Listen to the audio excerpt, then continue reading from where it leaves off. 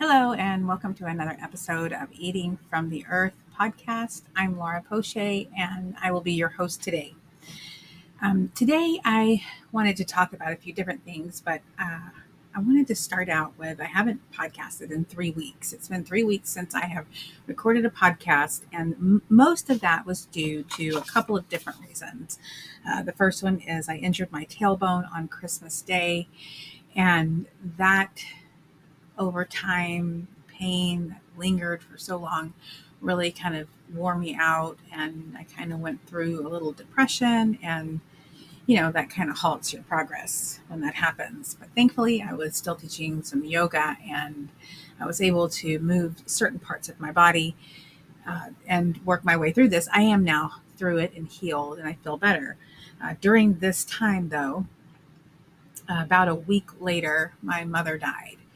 And my mother and I had a very complicated relationship, but we had pretty much made amends, but weren't really close.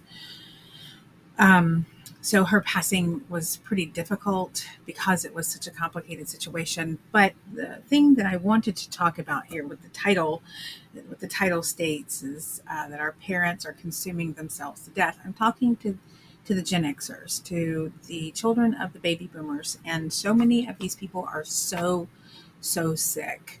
There's some role models out there that are really making changes and leading the way for the baby boomers. And I hope that, they will all start doing better things to care for their bodies along with all the other people on the planet. A lot of our younger people, they are just really locked in on consuming these really toxic chemicals. But uh, I just really wanted to use my mother as an example of, how you can uh, turn things around if you want to. But how do you find a way to want to? And I think that's where she, like many others, they were stuck in that. So my mother was um, a chronic alcoholic. It was never not a problem in her life. She smoked upwards of 2 packs of cigarettes a day with full blown emphysema and refusing to use the oxygen because it would take away from her smoking time. She also paid absolutely no attention to her diet at all whatsoever. Whatever she saw on commercials is what she consumed. Whatever she wanted, she consumed. There was no discipline in the way she ate at all. Um, she loved all the things that made her laundry smell really good. All of those toxic chemicals, she just was covered in them. One of her favorite drinks was Diet Coke, and she would probably drink 3 or 4 of those a day. And then, alcohol was always around. She would figure out ways to get it. She would figure out ways to get other things as well. And I know that my mother is not the only person out there that's living like this. And I know that there's someone out there listening today that needs to hear this and needs to know that, you don't have to follow in those footsteps. You can take a different path, and it's okay. And it's okay to separate yourself from a toxic relationship that's full of external toxins. And I mean, that's the only way that I can describe the relationship that me and my mother had was extremely toxic, but also the toxins were literally what was in between us. So some of the things that were present in her health, blood work and different things that they looked at when she went into the hospital a couple of years ago. I found them while I was cleaning out her apartment, and this is amazing, the things that she was dealing with, and this was 2 years ago, and all of them are a result of all of those chemicals that you see over there. So the first one that was on there was acute kidney failure. That is from being severely malnourished and dehydrated from likely the alcohol and the Diet Cokes. Chronic obstructive pulmonary disease, which is, as we all know, COPD, also known as emphysema. It's pretty much the same thing. Hypertensive heart disease without heart failure. Yet, that's ultimately what she died from. Muscle wasting, not elsewhere classified, multiple sites. Her muscle was wasting away. And the reason that her muscles were wasting away is not because she was old, she was only 70. Her muscles were wasting away due to malnourishment. The food she was eating, the body could not use it as nourishment. And the body can only tolerate that so long.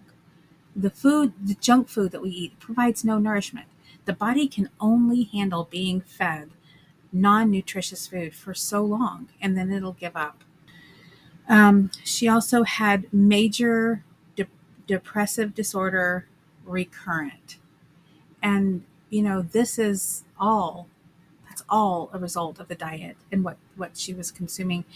That depressive disorder could have stemmed from something in her childhood, but was intensified and exacerbated through poor choices in the diet. And then there was unspecified protein calorie malnutrition listed on here. She was clearly malnourished, and it was showing up in her blood work. Other specified hypothyroidism, which I also share that, and lack of coordination, cognitive communication deficit, allergic rhinitis, this is from smoking, chronic pain from multiple autoimmune diseases that are made worse by a poor diet, made incredibly worse by a poor diet. Abnormalities of the gait and mobility. She was 70 years old and she couldn't walk anymore. She hadn't been able to walk really for a long time. Osteoarthritis, alcohol dependence with alcohol-induced persisting dementia. Difficulty walking. The last one was neuropathy. So all of these diseases, all of these disorders, any of these disorders could have at any point killed her. And this was almost it's about 2.5 years ago. And she lived another 2 years like that. It shows the resilience of the human body and the need for some kind of change here. How do we change this? How do we make this different for the generations coming? So I think that in this whole flashy food experiment that's been going on since the late 80s, I think that we have all lost the desire to consume food that distinctly and only comes directly from the earth. And because we have chosen to eat so much processed food and so much food that has artificial coloring in it that makes it look pretty, and all of the preservatives, and then this, not to mention the sweeteners, and then our addictions, right? Our addictions to tobacco and to alcohol,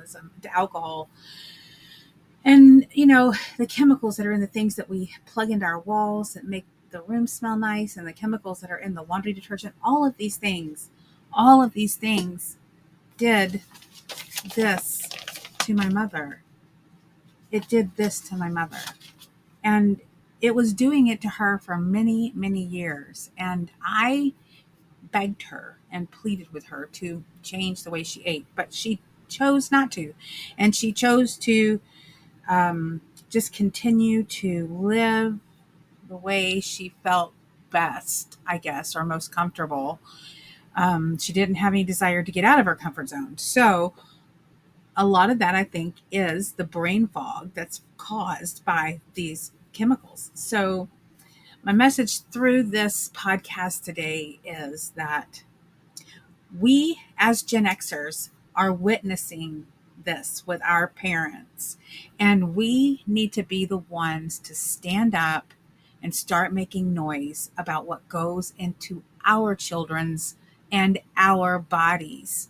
We need to be the face of change for the generations moving forward, and we have that in us. We are strong people. We are intuitive.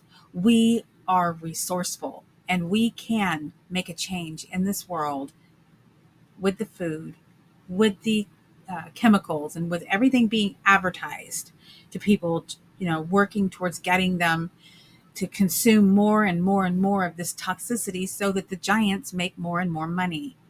We see change coming. We see the light coming in. Let's jump on board and let's support this change and make this happen and make a better path for our tomorrow. Let's learn from our yesterday. Thank you for listening again today. And I will be back over the weekend with another podcast from another person at Growing in Health. So I'm super excited about that. Look forward to the next one. And as always, love yourself, love your gut, and eat from the earth.